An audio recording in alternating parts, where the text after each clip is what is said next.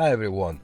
So if you own the first generation Bentley Continental GT or Volkswagen Phaeton, there is good chance you run into multimedia problems. The most common symptoms are like radio refuses to turn on, or it works until it gets hot and then gives up.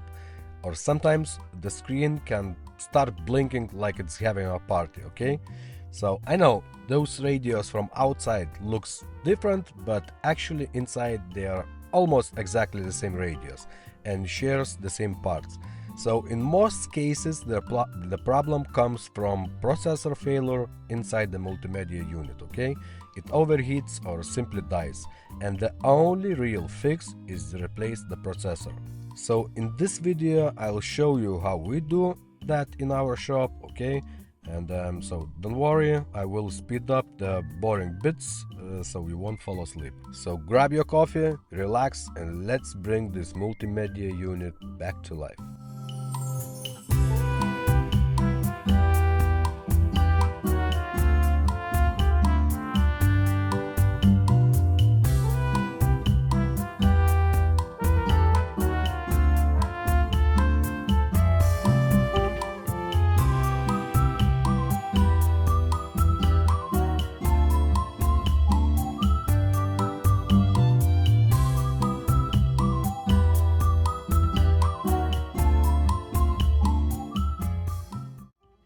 We do have special equipment for this kind of jobs, but for this video we're gonna go old school and just gonna use the heating gun.